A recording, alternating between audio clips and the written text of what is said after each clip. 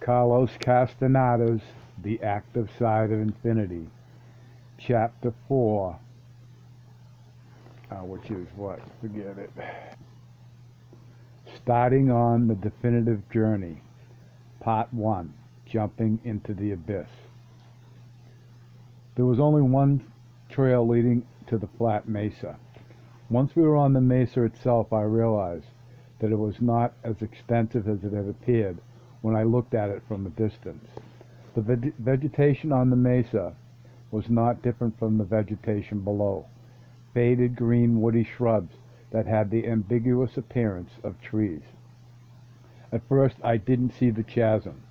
It was only when Don Juan led me to it that I became aware that the mesa ended in a precipice. It wasn't really a mesa, but merely the flat top of a good-sized mountain. The mountain was round and eroded on the east and south faces. However, on part of its west and north sides, it seemed to have been cut with a knife. From the edge of the precipice, I was able to see the bottom of the ravine, perhaps 600 feet below. It was covered with the same woody shrubs that grew everywhere. A whole row of small mountains to the south and to the north of that mountain top gave the clear impression that they had been part of a gigantic canyon millions of years ago, dug out by a no longer existing river.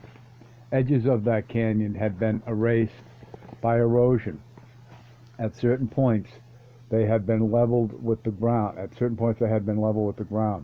The only portion still intact was that area where I was standing. "It's solid rock," Don Juan said, as if he were reading my thoughts. He pointed with his chin toward the bottom of the ravine.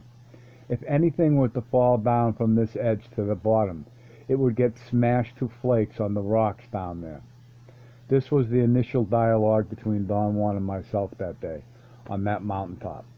Prior to going there, he had told me that his time on Earth had come to an end. He was leaving on his definitive journey. His statements were devastating me. I truly lost my grip, entered into a blissful state of fragmentation, perhaps similar to what people experience when they have a mental breakdown. But there was a core fragment of myself that remained cohesive, the me of my childhood. The rest was vagueness, incertitude. I had been fragmented for so long that to become fragmented once again was the only way out of my devastation. A most peculiar interplay between different levels of my awareness took place afterward. Don Juan, his cohort, Don Gennaro, two of his apprentices, Pablito and Nestor, and I had climbed to that mountaintop. Pablito, Nestor, and I were there to take care of our last task as apprentices, to jump into an abyss, a most mysterious affair, which Don Juan had explained to me at various levels of awareness, but which has remained an enigma to me to this day. Don Juan jokingly said that I should get my writing pad and start taking notes about our last moments together. He gently poked me in the ribs and assured me, as he hid his laughter, that it would have been only proper, since I had started on the warrior traveler's path by taking notes. Don Gennaro cut in and said that other warrior travelers before us had stood on that same flat mountaintop before embarking on their journey to the unknown. Don Juan turned to me and in a soft voice said that soon I would be entering into infinity by the force of my personal power, and that he and Don Gennaro were there only to bid me farewell. Don Gennaro cut in again and said that I was there also to do the same for them. "Once you have entered into infinity," Don Juan said, "you can't depend on us to bring you back. Your decision is needed then. Only you can decide whether or not to return. I must also warn you that few warrior travelers survive this type of encounter with infinity. Infinity is enticing beyond belief. A warrior traveler finds that to return to the world of disorder, compulsion, noise, and pain is a most unappealing affair. You must know that your decision to stay or to return is not a matter of a reasonable choice. but a matter of intending it. If you choose not to return, he continued, you will disappear as if the earth had swallowed you. But if you choose to come back, you must tighten your belt and wait like a true warrior traveler until your task, whatever it might be, is finished either in success or in defeat. A very subtle change began to take place in my awareness then. I started to remember faces of people, but I wasn't sure I had met them. Strange feelings of anguish and affection started to mount. Don Juan's voice was no longer audible. I longed for people I sincerely doubted I had ever met. I was suddenly possessed by the most unbearable love for those people, whoever they may have been. My feelings for them were beyond words, and yet I couldn't tell who they were. I only sensed their presence, as if I had lived another life before, or as if I were feeling for people in a dream. I sensed that their outside forms shifted. They began by being tall and ended up petite. What was left intact was their essence, the very being that produced my unbearable longing for them. Don Juan came to my side and said to me, "The agreement was that you remain in the awareness of the daily world." His voice was harsh and authoritative. "Today you're going to fulfill a concrete task," he went on, "the last link of a long chain, and you must do it in your utmost mood of reason." I had never heard Don Juan talk to me in that tone of voice. He was a different man at that instant, and yet he was thoroughly familiar to me. I meekly obeyed him and went back to the awareness of the world of everyday life. I didn't know I was doing this, however. To me it appeared on that day as if I had acquiesced to Don Juan out of fear and respect. Don Juan spoke to me next in the tone I was accustomed to. What he said was also very familiar. He said that the backbone of a warrior traveler is humbleness and efficiency, acting without expecting anything and withstanding everything that lies ahead of him. I went at the point through another shift in my level of awareness. My mind focused on a thought or a feeling of anguish. I knew then that I had made a pact with some people to die with them, and I couldn't remember who they were. I felt without the shadow of a doubt that it was wrong that I should die alone. My anguish became unbearable. Don Juan spoke to me. "We are alone," he said. "That is our condition. But to die alone is not to die in loneliness." I took big gulps of air to erase my tension. As I breathed deeply, my mind became clear. "The great issue with us males is our frailty," he went on. "When our awareness begins to grow, it grows like a column, right on the midpoint of our luminous being, from the ground up. That column has to reach a considerable height before we can rely on it. At this time in your life as a sorcerer, you easily lose your grip on your new awareness. When you do that, you forget everything you have done and seen on the warrior traveler's path, because your consciousness shifts back to the awareness of your everyday life. I have explained to you that the task of every male sorcerer is to reclaim everything he has done and seen on the warrior traveler's path while he was on new levels of awareness. The problem every male sorcerer is that he easily forgets because his awareness loses its new level and falls to the ground at the drop of a hat. "I understand exactly what you are saying, Don Juan," I said. "Perhaps this is the first time that I have come to the full realization of why I forget everything and why I remember everything later. I have always believed that my shifts were due to a personal pathological condition. I know now that these changes take place, yet I can't verbalize what I know." "Don't worry about verbalizations," Don Juan said. "You'll verbalize all you want in due time. Today you must act on your inner silence, on what you know without knowing. You know to perfection what you have to do, but this knowledge is not quite formulated in your thoughts yet. On the level of concrete thoughts or sensations, all I had were vague feelings of knowing something that was not part of my mind. I had then the clearest sense of having taken a huge step down. Something seemed to have dropped inside me. It was almost a jolt. I knew that I had entered into another level of awareness at that instant. Don Juan told me then that it is obligatory that a warrior traveler say goodbye to all the people he leaves behind. He must say his goodbye in a loud and clear voice, so that his shout and his feelings will remain forever recorded in those mountains. I hesitated for a long time, not out of bashfulness, but because I didn't know who to include in my thanks. I had completely internalized the sorcerer's concept that warrior travelers can't owe anything to anyone. Don Juan had drilled a sorcerer's axiom into me.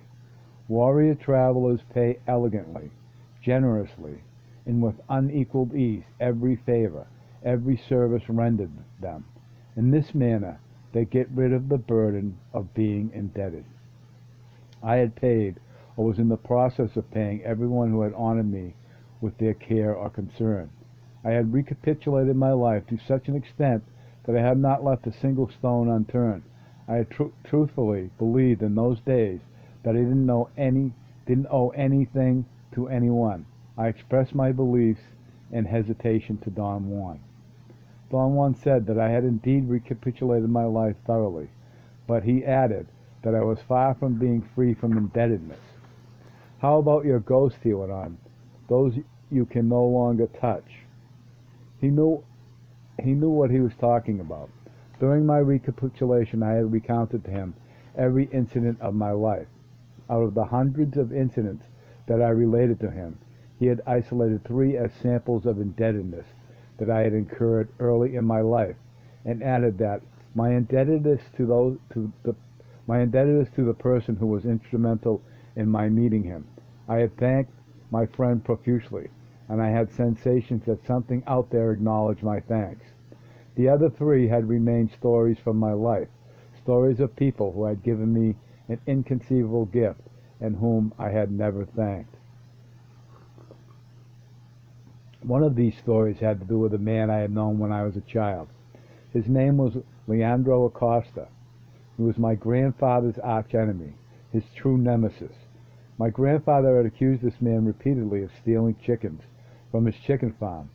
The man wasn't a vagrant, but someone who did not have a steady, definitive job. He was a maverick of sorts, a gambler, a master of many trades, handyman, self-styled curer, hunter, and provider of plant and insect specimens for local herbalists and curers, and any kind of bird or mammal life for taxidermists or pet shops. People believed that he made tons of money, but that he couldn't keep it or invest it. His detractors and friends alike believed that he could have established the most prosperous business in the area, doing what he knew best, searching for plants and hunting animals, but that he was cursed with a strange disease of the spirit that made him restless, incapable of tending to anything for any length of time. One day when I was taking a stroll on the edge of my grandfather's farm, I noticed that someone was watching me from between the thick bushes at the edge of the forest. It was Mr. Acosta. He was squatting inside the bushes of the jungle itself, and would have been totally out of sight had it not been for my sharp 8-year-old eyes. No wonder my grandfather thinks that he comes here to steal chickens, I thought. I believed that no one else but me could have noticed him. He was utterly concealed by his motionlessness. I had caught the difference between the bushes and his silhouette by feeling rather than sight. I approached him. The fact that people rejected him so viciously or liked him so passionately intrigued me to no end. "What are you doing there, Mr. Acosta?" I asked daringly. "I'm taking a shit while I look at your grandfather's farm," he said. "So you better scram before I get up unless you like the smell of shit." I moved away a short distance. I wanted to know if he was really doing what he was claiming. He was. He got up. I thought he was going to leave the bush and come to my grandfather's land, and perhaps walk across the road. But he didn't. He began to walk inward into the jungle. Hey, Mr. Acosta," I yelled. "Can I come with you?" I noticed that he had stopped walking. It was again more a feeling than an actual sight because the bush was so thick. "You can certainly come with me, but if you can find an entry into the bush," he said. That wasn't difficult for me. In my hours of idleness, I had marked an entry into the bush with a good-sized rock. I had found out through an endless process of trial and error that there was a crawling space there, which if I followed for 3 or 4 yards turned into an actual trail in which I could stand up and walk. Mr. Acosta came to me and said, "Bravo, kid, you've done it. Yes, come with me if you want to." That was the beginning of my association with Mr. Leandro Acosta. He went on daily hunting expeditions. We went on daily. Our association became so obvious since I was gone from the house from dawn to sunset without anybody ever knowing where I went that finally my great-grandfather admonished me severely. "You must select your acquaintances," he said, "or you will end up being like them. I will not tolerate this man affecting you in any way imaginable.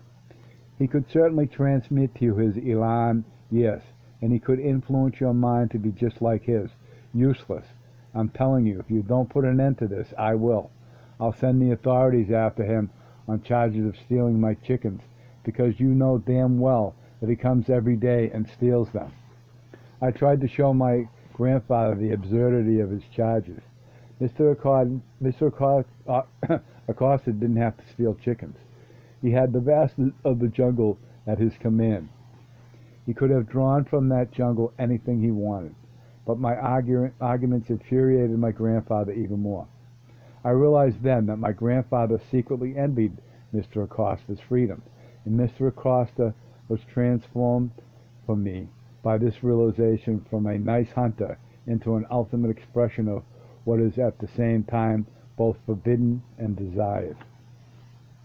I attempted to curtail my encounters with Mr. Acosta by the lure was I attempted to curtail my encounters with Mr. Acosta, but the allure was just too overwhelming for me.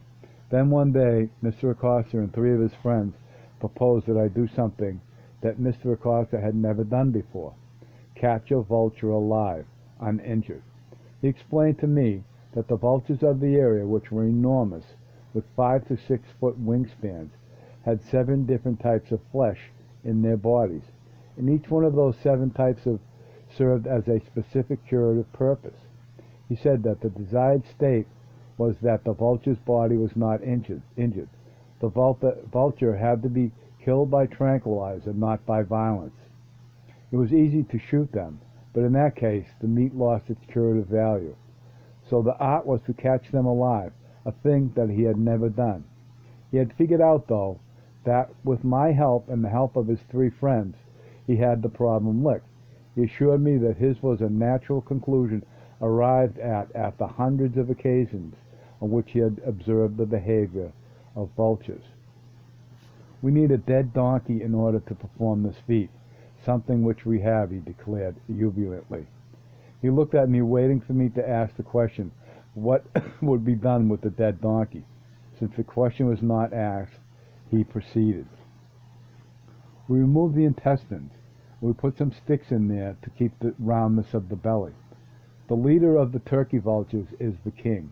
He is the biggest and most intelligent," he went on. "No sharper eyes exist. That's what makes him a king. He'll be the one who will spot the dead donkey and the first one who will land on it. He'll land downwind from the donkey to really smell that it is dead. The intestines and soft organs that we are going to draw out of the donkey's belly will pile by his rear end outside. This way it will look like a wild cat had already eaten some of it. Then lazily the vulture will come closer to the donkey.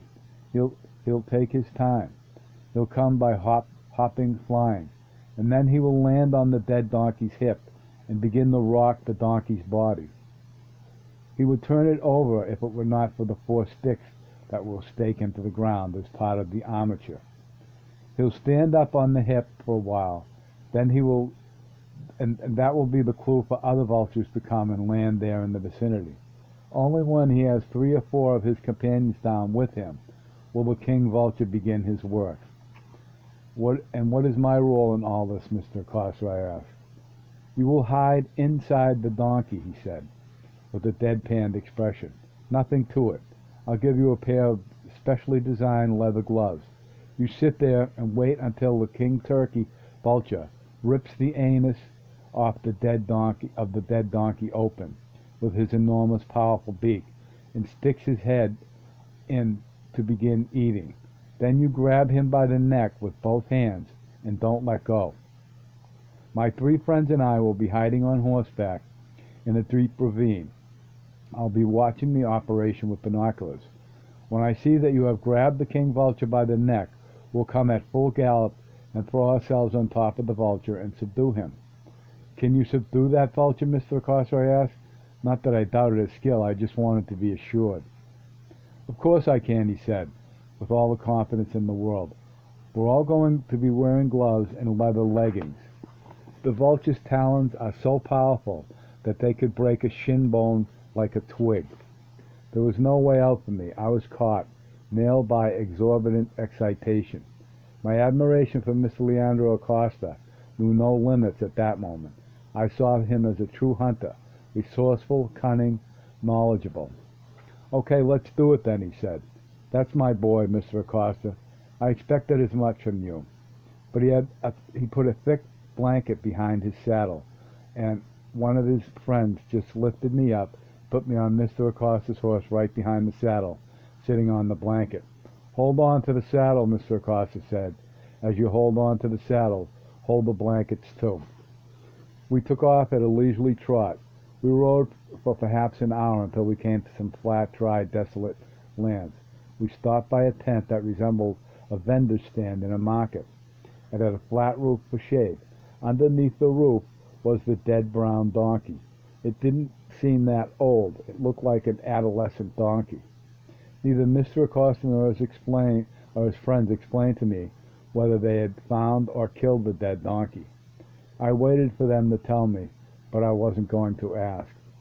While they made the preparations, Mr. Acosta explained that the tent was in place because the vultures were on the lookout from huge distances out there, circling very high, out of sight, but certainly capable of seeing everything that was going on.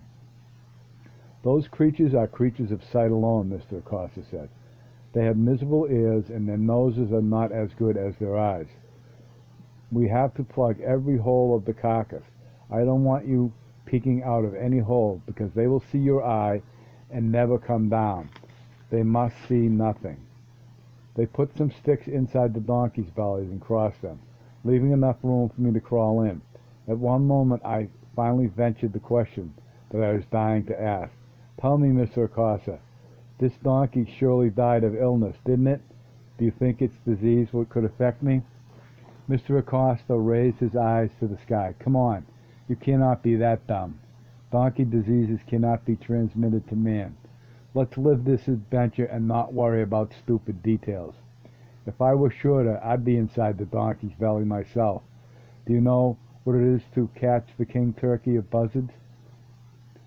I believed him. His words were sufficient to set up a cloak of unequal confidence in me. I wasn't going to get sick and miss the event of events. The dreaded moment came when Mr. Acosta put me inside the donkey. Then they stretched the skin over the armature and began to sew it closed. They left, nevertheless, a large opening at the bottom against the ground for air to circulate in. The horrendous moment for me came when the skin was finally closed over my head like the lid of a coffin. I breathed hard, thinking only about the excitement of grabbing the king vulture by the neck. Mr. Acosta gave me last-minute instructions.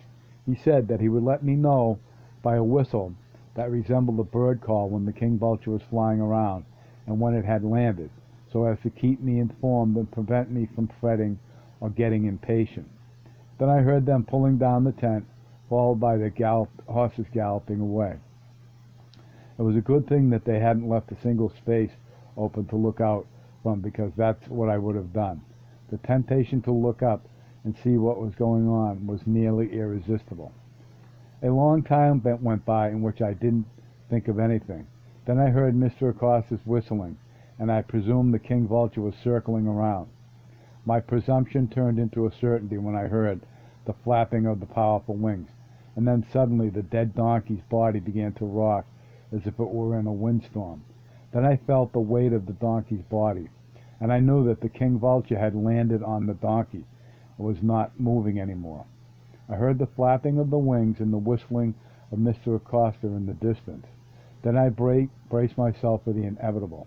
The body of the donkey began to shake as something started to rip the skin. Then suddenly, a huge ugly head with a red crest, an enormous beak, and a piercing open eye burst in. I yelled in fright and grabbed the neck with both hands. I think I stunned the king vulture for an instant.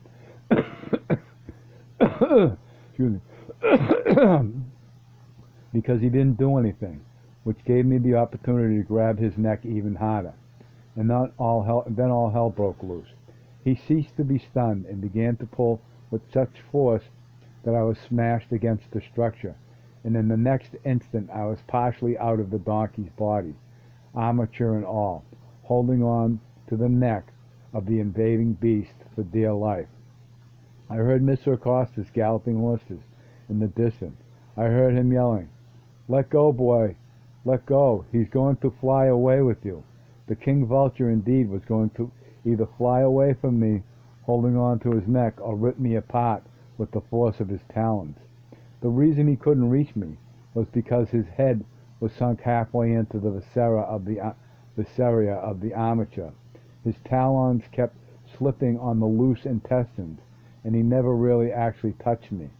Another thing that saved me was the force of the vulture was involved in pulling his neck out of my clasp, and he could not move his talons far enough forward enough to really injure me. The next thing I knew, Mr. Acosta had landed on top of the vulture at the precise moment that my leather gloves came off my hands. Mr. Acosta was beside himself with joy. "Boy, we've done it. We've done it," he said. "The next time we will have longer stakes on the ground and the vulture can't yank out, and you will be strapped to the structure."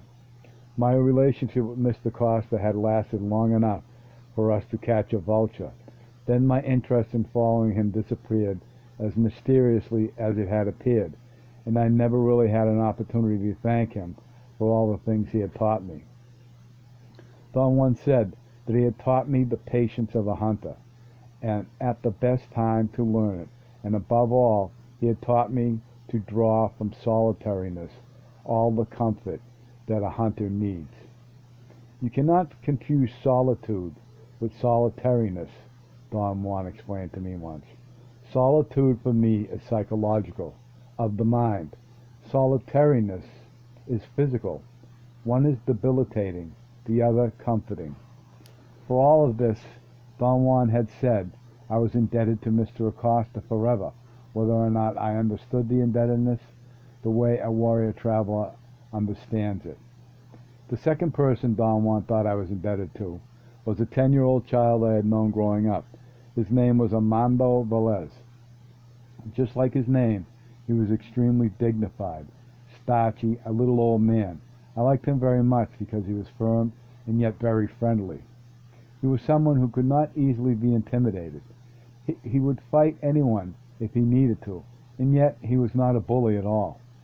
The two of us used to go on fishing expeditions. We used to catch very small fish that lived under rocks and had to be gathered by hand. We'd put the tiny fish we caught out to dry in the sun and eat them raw all day sometimes. I also liked the fact that he was very resourceful and clever, as well as being ambidextrous. He could throw a rock with his left hand farther than with his right. We had endless competitive games in which, to my ultimate chagrin, he always won. He used to sort of apologize to me for winning by saying, "If I slow down and let you win, you'll hate me. It'll be an affront to your manhood, so try harder." Because of his excessively starchy behavior, we used to call him Senor Velez, but the Senor was shortened to Show, a custom typical of the region in South America where I came from. One day, Show Velez asked me something quite unusual. He began his request, naturally, as a challenge to me. "I bet you anything," he said, "that I know something that you won't dare do." "What are you talking about, Show Velez?" You wouldn't dare go down a river in a raft. Oh, yes, I would. I've done it in a flooded river. I got stranded on an island for 8 days once. They had to drift food to me. This was the truth. My other best friend was a child nicknamed Crazy Shepherd. We got stranded in a flood on an island once, with no way for anyone to rescue us. Townspeople expected the flood to overrun the island and kill us both. They drifted baskets of food down the river in the hope that they would land on the island, which they did. They kept us alive in this fashion until the water had subsided enough for them to reach us with a raft and pull us to the banks of the river. No, this is a different affair, Chauvelin continued with his erudite attitude. This one implies going on a raft on a subterranean river. He pointed out that a huge section of the local river went through a mountain. That subterranean section of the river had always been a most intriguing place to me. Its entrance into the mountain was a foreboding cave of considerable size, always filled with bats and smelling of ammonia. Children of the area were told that it was the entrance to hell, sulfur fumes, heat, stench.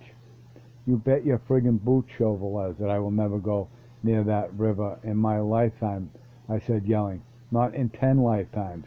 You have to be really crazy to do something like that. Chauvelin's serious face got even more solemn. Oh, he said, then I will have to do it all by myself. I thought for a minute that I could goad you into going with me. I was wrong. My loss.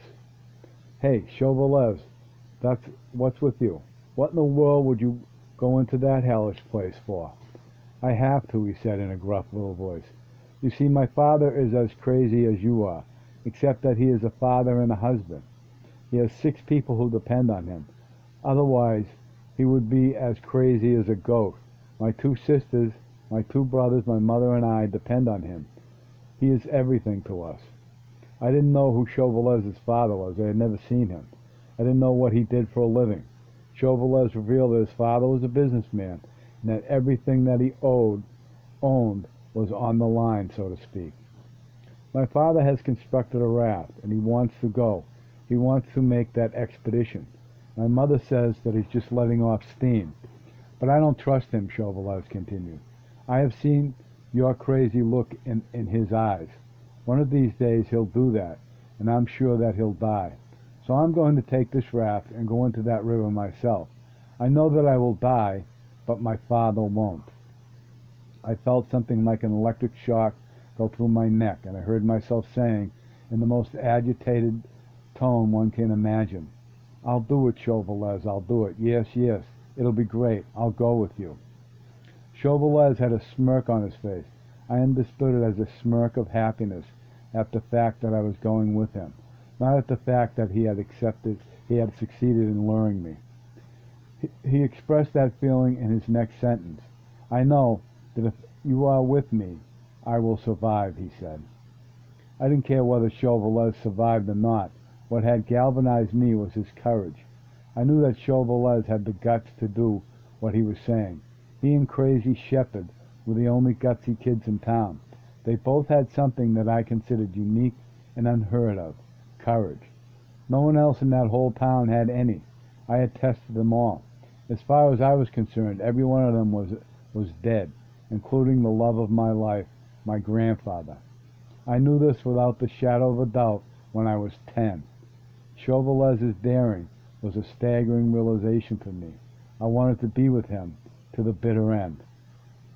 We made plans to meet at the crack of dawn, which we did, and the 2 of us carried his father's lightweight raft for 3 or 4 miles out of town, into some low green mountains to the entrance of the cave where the river became subterranean. The smell of the bat manure was overwhelming. We crawled on the raft and pushed ourselves into the stream. The raft was equipped with flashlights, which we had to turn on immediately. It was pitch black inside the mountain, humid and hot.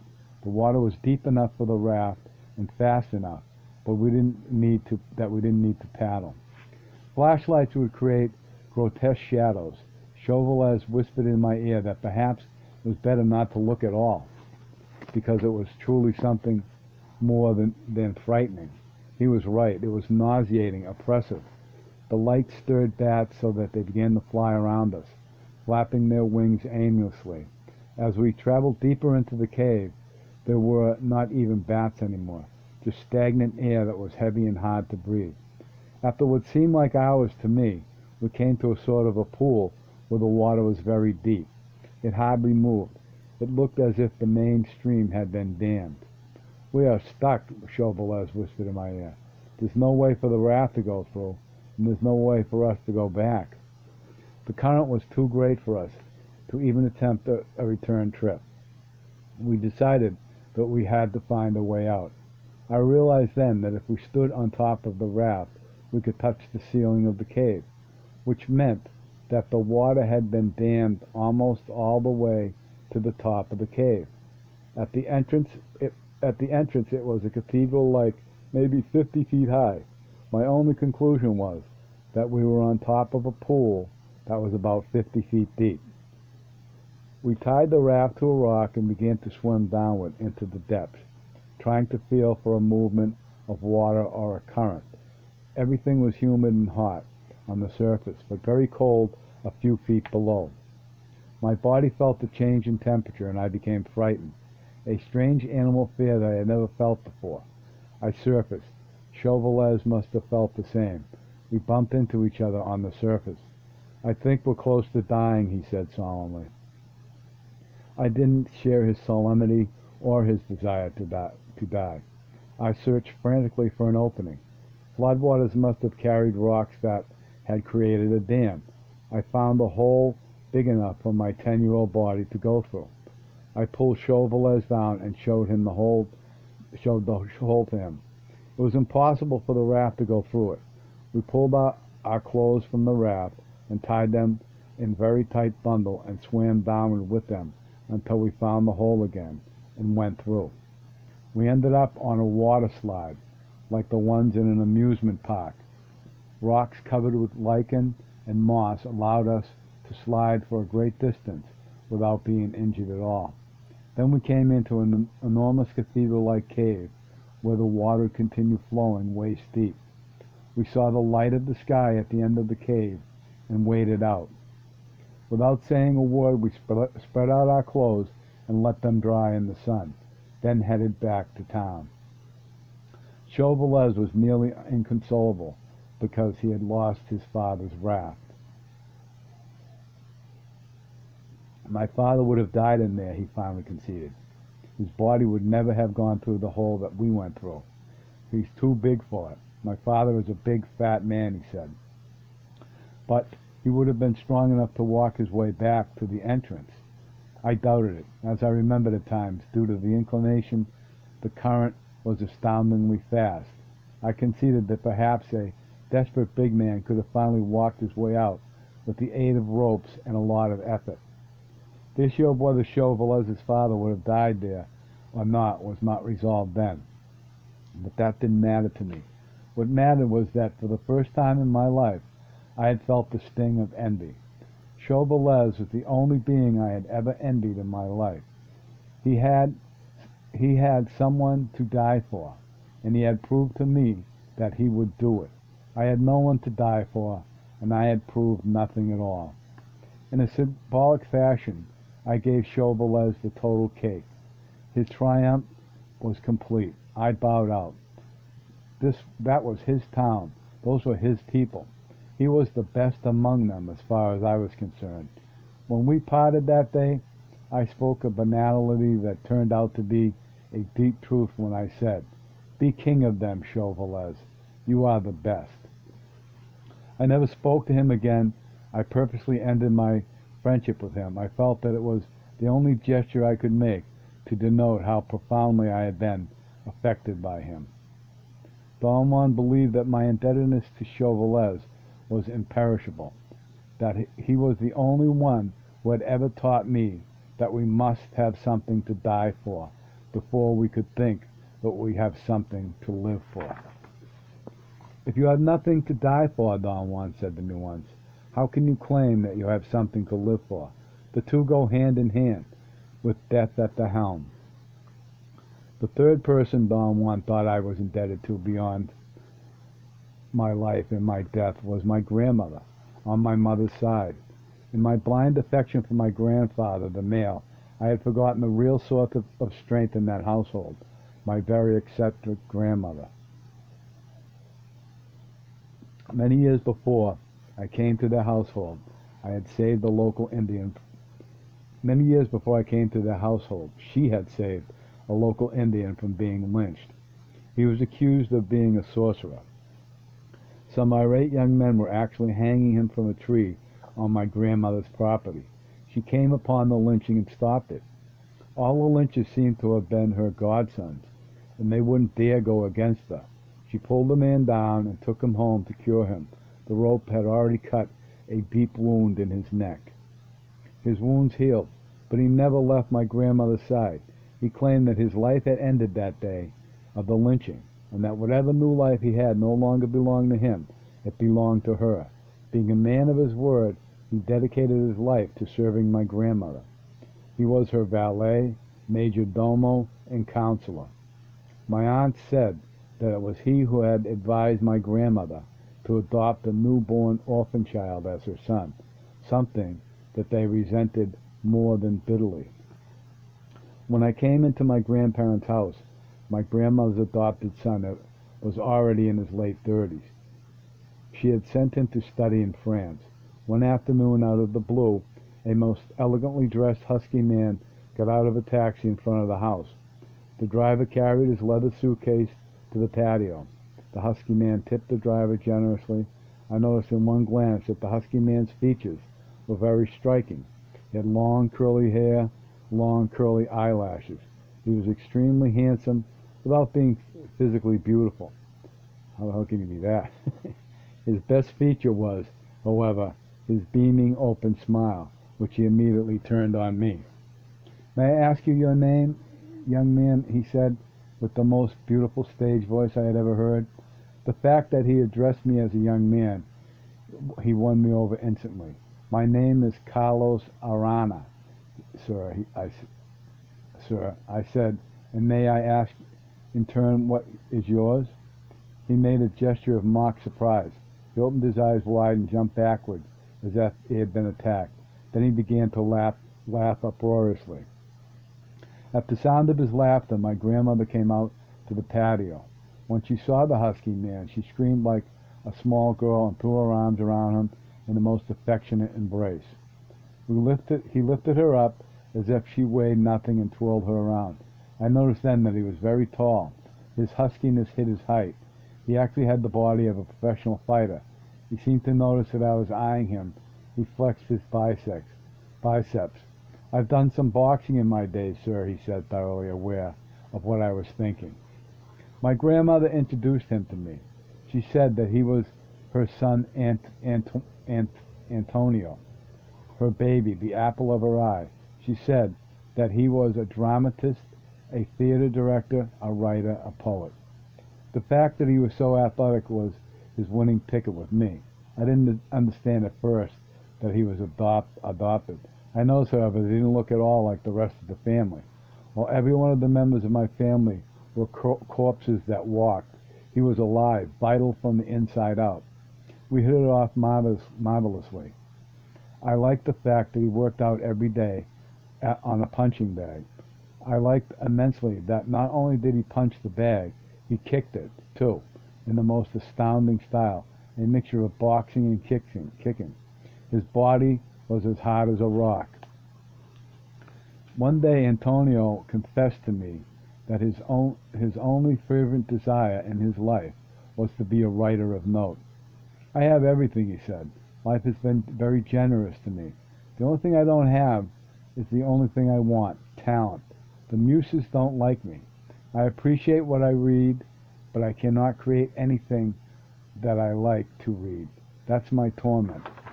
I lack the discipline or the charm to entice the muses, so my life is as empty as anything can be."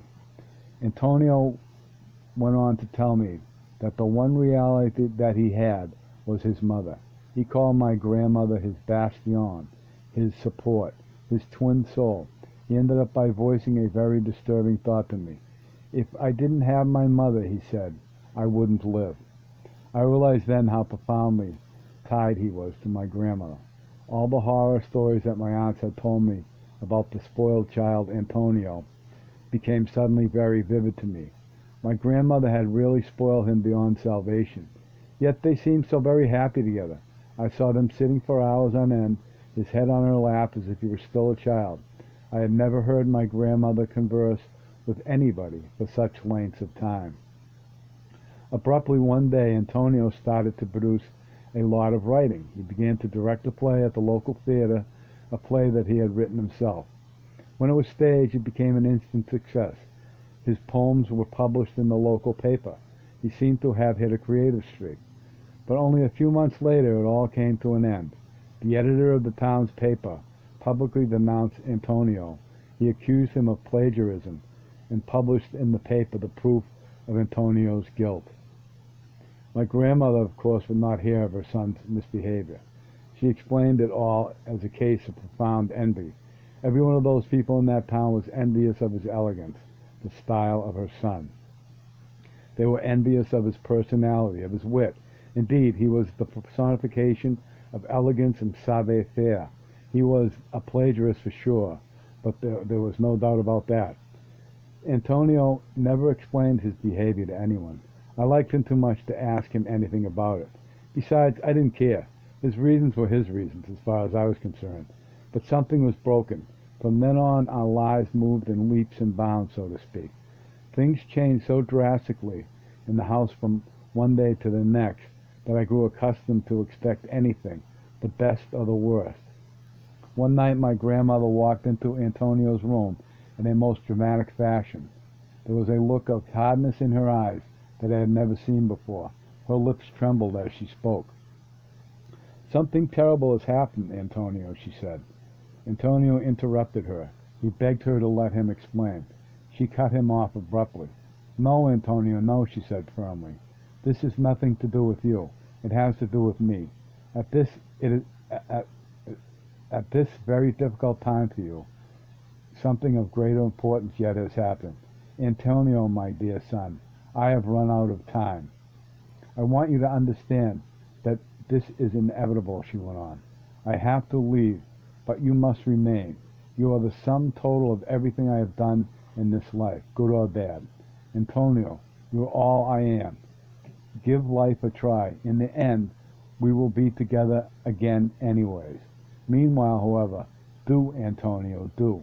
Whatever, it doesn't matter what, as long as you do."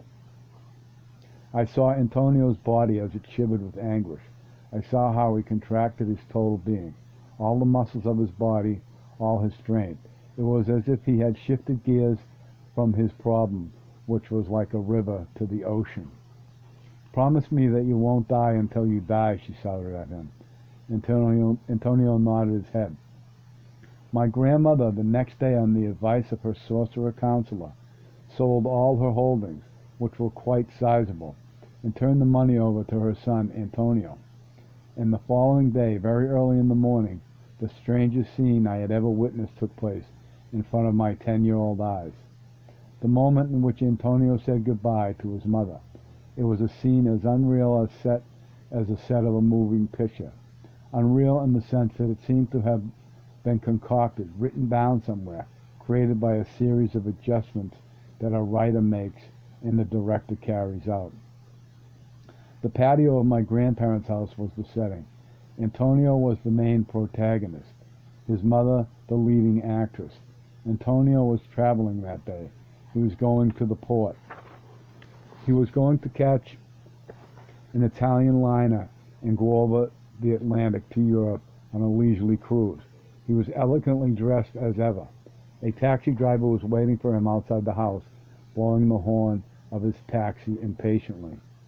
I had witnessed Antonio's last feverish night, when he tried, as desperately as anyone can try, to write a poem for his mother. "It is crap," he said to me. "Everything that I write is crap. I am a nobody." I had assured him, even though it was probably not assuring to him, that whatever he was writing was great. At one moment I got carried away and stepped over certain boundaries I should never have crossed. "Take it from me, Antonio," I yelled. "I am I am a worse nobody than you. You have a mother. I have nothing. Whatever you are writing is fine. Very politely, he asked me to leave his room. I had succeeded in making him feel stupid, having to listen to advice from a nobody kid. I bitterly regretted my outburst. I would have liked him to keep on being my friend. Antonio had his elegant overcoat neatly folded, draped over his right shoulder. He was wearing a most beautiful green suit, English cashmere. My grandmother spoke. "You have to hurry up, dear," she said. "Time is of the essence. You have to leave. If you don't, these people will kill you for the money." She was referring to her daughters and their husbands, who were beyond fury when they found out that their mother had quietly disinherited them, and that the hideous Antonio, their arch-enemy, was going to get away with everything that was rightfully theirs. "I'm sorry I have to put you through all this," my grandmother apologized, "but as you know, time is independent of our wishes." Antonio spoke with his grave, beautifully modulated voice. He sounded more than ever like a stage actor. "I'll take but a minute, Mother," he said. "I'd like to read something that I have written to you." It was a poem of thanks. When he finished reading, he paused. There was such a wealth of feeling there, such a tremor. "It was sheer beauty, Antonio," my grandmother said, sighing. "It expressed everything that you wanted to say, everything that I wanted to hear." She paused for an instant, then her lips broke into an exquisite smile. "Plagiarized, Antonio?" she said. Antonio's smile in response to his mother was equally beaming. "Of course, Mother," he said. "Of course." They embraced, weeping. The horn of the taxi sounded more impatient now. Antonio looked at me where I was hiding under the stairway. He nodded his head slightly as if to say, "Goodbye, take care." Then he turned around and without looking at his mother again, he ran toward the door. He was 37 years old, but he looked like he was 60. He seemed to carry such a gigantic weight on his shoulders. He stopped before reaching the door when he heard his mother's voice admonishing him for the last time. "Don't turn around and look, Antonio," she said. "Don't turn around and look ever. Be happy and do. Do. That is the trick. Do." The scene filled me with a strange sadness that lasts to this day, a most inexplicable melancholy that Don Juan explained as my first-time knowledge that we do run out of time. The next day my grandmother left with her counselor, manservant, valet on a journey to a mythical place called Rhodonia, where her sorcerer helper was going to elicit her cure. My grandmother was terminally ill, although I didn't know it. She never returned, and Don Juan explained the selling of her holdings and giving them to Antonio was a supreme sorcerer's maneuver executed by her counselor to detach her from the care of her family. They were so angry with Mother for her deed that they didn't care whether or not she returned. I had the feeling that they didn't even realize that she had left. On top of that flat mountain, I recollected those three events as if they had happened only an instant before. When I expressed my thanks to those three persons, I succeeded in bringing them back to that mountaintop. At the end of my shouting, my loneliness was something inexpressible. Starting to lose it here. I was weeping uncontrollably. Don Juan very patiently explained to me that loneliness is inadmissible in a warrior. He said that warrior travelers cannot count on one being on. Let me try this again. He said that warrior travelers can count on one being on which they can focus all their love, all their care, this marvelous earth, the mother, the matrix, the epicenter of everything we are and everything we do, the very being to which all of us return, the very being that allows warrior travelers to leave on their definitive journey. Don Gennaro proceeded to perform then an act of magical intent for my benefit. Lying on his stomach, he executed a series of dazzling movements. He became a blob of luminosity that seemed to be swimming. as if the ground were a pool. Don Juan said that it was Gennaro's way of hugging the immense earth, and that in spite of the difference in size, the earth acknowledged Gennaro's gesture. The sight of Gennaro's movements, and the explanation of them, replaced my loneliness with sublime joy. "I can't stand the idea that you are leaving, Don Juan," I heard myself saying. The sound of my voice, and what I had said, made me feel embarrassed. When I began to sob involuntarily, driven by self-pity, I felt even more chagrin. "What is the matter with you, Don Juan?" I muttered. "I am not ordinary. What is the matter with me, Don Juan? I am not ordinarily like this." "What's happening to you is that your awareness is on your toes again," he replied, laughing. Then I lost my vestige of control and gave myself fully to my feelings of dejection and despair. "I'm going to be left alone," I said in a shrieking voice. "What's going to happen to me? What's going to become of me?" "Let's put it this way," Don Juan said calmly. "In order for me to leave this world and face the unknown, I need all my strength, all my forbearance, all my luck, and above all, I need every bit of a warrior traveler's guts of steel. To remain behind and feel like a warrior traveler, you need everything of what I myself need. To venture out there the way we are going to is no joking matter, but neither is it to stay behind." I had an emotional outburst and kissed his hand. "Whoa, whoa, whoa," he said. "Next thing you're going to make a shrine of my gauchos." The anguish that gripped me turned from self-pity to a feeling of unequaled loss. "You are leaving," I muttered. "My God, leaving forever." At that moment Don Juan did something to me that he had done repeatedly since the first day I had met him. His face puffed up as if the deep breath he was taking inflated him. He tapped my back forcefully with the palm of his left hand and said, "Get up from your toes. Lift yourself up." In that instant I was once again coherent, complete, in control. I knew what was expected of me. There was no longer any hesitation on my part, or any concern about myself. I didn't care what was going to happen to me when Don Juan left. I knew that his departure was imminent. He looked at me, and that look in his eyes that said it all. "We will never be together again," he said softly. "You don't need my help anymore. I don't want to offer it to you, because if you are worth your salt as a warrior traveler, you'll spit in my eye for offering it to you. Beyond a certain point, the only joy of a warrior traveler is his aloneness. I wouldn't like you to try to help me either. Once I leave, I am gone. Don't think about me, for I won't think about you. If you are a worthy warrior traveler, be impeccable. Take care of your world, honor it, guard it with your life." He moved away from me. The moment was beyond self-pity or tears or happiness. He shook his head as if to say goodbye, or as if he were acknowledging what I felt. "Forget the self, and you will fear nothing, in whatever level of awareness you find yourself to be," he said. He had an outburst of levity. He teased me for the last time on this earth. "I hope you find love," he said. He raised his palm toward me and stretched his fingers like a child, then contracted them against his palm. "Ciao," he said. I knew that it was futile to feel sorry or regret anything, that it was as difficult for me to stay behind as it was for Don Juan to leave. Both of us were caught in an irreversible energetic maneuver that neither of us could stop. Nevertheless, I wanted to join Don Juan, follow him wherever he went.